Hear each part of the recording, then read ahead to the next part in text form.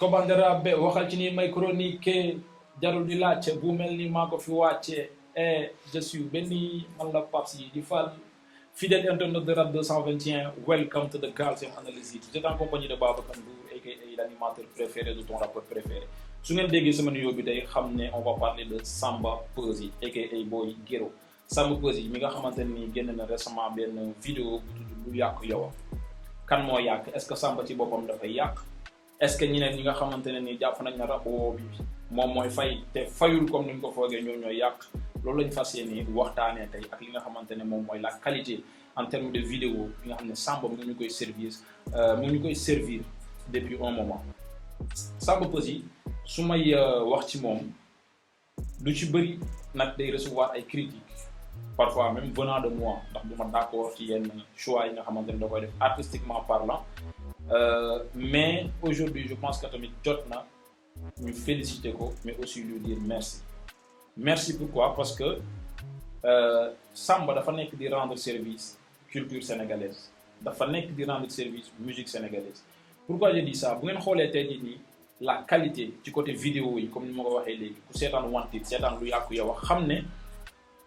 xale la gaa mais am na fu sori foo xamante ne teg na fa bëtam et il fait partie des rares actuellement yi nga xamante ne qualité vidéo yi man maa ngi koy gis ci ñoom même fekkee am na ñeneen ñuy def job bu nice ci côté vidéo yi mais même bu dul ci l'aspect visuel da ngeen di xool aussi le contenu de ces vidéos la tenue bi nga xamante ne moom la Samba di sol souvent on le voit habillé en tenue africaine mu nekk lu am solo parce que cette identité là daf ci am solo tenue sénégalaise aussi gis nga yim ci jam ci biir vidéo yi gis nañ ko aussi moom ak Karabalik et comme ni mooy tooñee sama gars yi des fois bu ñu waxtaan nee naa leen bu fekkoon ne diggante rappeurs yi ak beatmakers yi couple la jàpp naa ne couple bi gën a garaaw ci at yi ñu génn couple Samba Peuzzi ak Karabalik lay doon parce que Kara il comprend l'univers de Samba Peuzzi bu ngeen dégloo beat yi mu koy tëggal rek di ngeen xam ne le gars maanaam casting boobu Samba juumu ci quoi donc Samba loolu moom mooy li nga xamante ne moom laa ko wax mooy merci ci le fait que muy rendre service à la musique Samba man gars yi mën nañu wax lu bëri ci moom li rabatul et cetera loolu ku nekk ak sa gis-gis mais man je sens que ne mu ngi jox de la bonne musique même bu fekkee rap bi gars yi bëgg mu rabu ko mais mu ngi jox de la bonne musique son bi nga xamante ne génne na ko lu yàqu yow c'est un son boo xamante ne man dama ko kiffé et dama koy wëyantu ngeen dégg sama intro bi rek xam ne lu ma déglu la souvent et je pense que le plus important fii mbir yi toll moom mooy que li ngay jox mu neex a déglu ci nopp nit ñi bu wow la bu nooy la pour man ça ay détails la léegi nag ku nekk il est libre d'avoir son point de vue par rapport à la chose man moom loolu moom mooy ci sama gis-gis félicitations yi lu tax ma koy wax parce que Samba li tax ma koy féliciter moom mooy il a réussi parce que li gars yi di wax naan monter c'est pas difficile mais le plus difficile c'est de monter et de rester soi. Samba il n'a pas changé de Boy Guiro freestyle à pop star en devenir bi nga xamante ne gis nañ ne mu ngi koy commencer di ko incarner man gisuma ci Samba Peuzzi changement bi gars yi di wax ni naan day jaay star wala yu demee noonu Samba il est resté le même Samba bi ma doon gis man peut-être màgg na ci gis-gis mais artistiquement amul leen loo xamante ne changé na ko. Félicitations aussi par rapport ak geste bi nga xamante ne def na ko bi mbënd mi amee koñom gis nañ mu jënd pompe bu may ko waa koñom et ce sont des actes yoo xamante ne c'est à saluer même bu fekkee ñi ciy wax bëriwuñ hip hop Galsen li may wax souvent dañuy xaar rapport yi def lu négatif pour gars yi di ci coow mais bu amee lu positif les gens duñ ci wax donc félicitations à ça. léegi nag ñu ñëw ci li nga xamante ne moom mooy lu yàqu yow man damay ñëw kon ni ñu koy defee chaque jour ñëw ci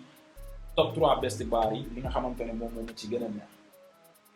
bu ñëwee ci top 3 bi premier bar bi yéen ngi dégg Samba di wax naan boo na si booy yi maay tonton ndax sama flow yi la ñuy buuju su ngeen déggee loolu dafa def benn name dropping la def Burna Boy mu nekk un artiste international je pense aussi que bokk na ci ay influence su Samba mu ne moom mooy Burna Boy ci booy parce que ay flow am la ñuy sàcc et quand il dit ça c'est de l'ego-trip mais aussi c'est la vérité tey bu ñu xoolee la nouvelle génération orientation bu ñu jël du ñëpp mais tu sens l'influence de Samba Peuzzi ci seen solo l'influence de Samba Peuzzi ci seen façon son yi nga xamante ne moom la ñuy proposer le public hip hop. beneen baar bi moom mooy góor loxo ci poche jàppee ma jamal de bouche may jàpp xaalis ça c'est une punchline très intéressante dans la mesure où dafay waxaale un peu gis-gisam par rapport ak gars yi ni ñu koy gisee moom maanaam jamal de bouche ñun ñëpp on sait que c'est un comédien et benn loxo bi dafa am problème. Tu vois, mais terewul ko Jamel Debbouze il réussit dans ce qu'il fait comme Samba ni muy réussir dans la musique alors que nit ñi ñu ko jàppee comédien mais il réussit à se faire de l'argent et je pense que la finalité de toute activité bu nit di def surtout à quelques exceptions près li ci nit yi di bëgg moom mooy ñu réussir am ci xaalis régler seen problème régler aussi problème yi yaakaar ci ñoom donc Samba foofu lay waxee mooy gars yi ñu ko jàppee comédien mais moom mu ngi am xaalisam donc nice quoi. beneen bi mu ne ñëpp a ngi xaar samay son comme rapu Gims maa dégg daaj foofu aussi dafa def name dropping entre Maître Gims ak Dadju donc Maître Gims ñëpp xam nañ ko c'est un artiste moom aussi international planétaire sax su ma ko mën a waxee noonu. Dadju aussi fu ngeen déggee mu naan ñëppay xaar sama son parce que Dadju aussi ñëpp dañuy xaar son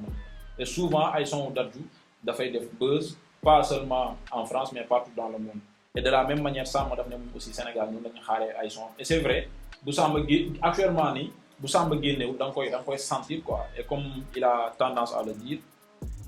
dans ce game il y a les rappeurs et il y a Samba tellement qu'il y a une différence par rapport ak univers artistique bi Samba di proposer que il réussit toujours à se faire remarquer parce que li muy def moom kese koy def wala boog ñeneen ñu koy def moom moo dàqandi mu leen koy defee parce que mën naa ne moom mooy créateur wala fondateur style de musique bi gars yi commencé di jël ni rap mbalax bi ñi ko Samba di defee keneen du ko defee noonu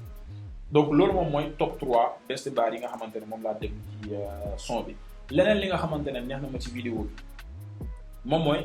seen vidéo boo xamante ne mën na compétir à l'échelle internationale sànq maa ngi doon wax ci qualité image maa ngi doon wax ci mise en scène bi donc tout ça ce sont des choses yoo xamante ne c'est à tenir en compte et Samba bàyyi na ci xel beneen affaire bi nga xamante ne neex na ma moom mooy vidéo bi zéro vulgarité gisu leen ci ay silib gisu leen ci ay taat gisu leen ci nangam terewul rafet na zéro nudité chorégraphie bi aussi danseurs yi def nañ fa chorégraphie yu nice et loolu tamit dafay jouer ci le fait que ma doon wax sànq ne clip bi mën na compétir sur le plan international parce que bu ngeen xoolee les Nigériens apparemment seen clip yu bëri da ngeen di gis moom ay danseurs yu nekk ci ginnaaw du fecc et Samba il a compris ça moo tax ma def ko je pense ci vidéo bi style vestimentaire bi wax naa ko ci sànq tenue africaine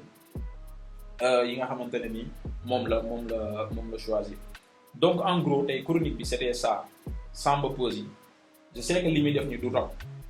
mais c'est une bonne musique en tout cas man pour moi c'est une bonne musique en tout cas maa ngi koy féliciter si la qualité en termes de travail bi ñuy jox ak la qualité visuelle bi nga xamante ne ñu ngi koy gis ci li nga xamante ne moom mooy ay clipam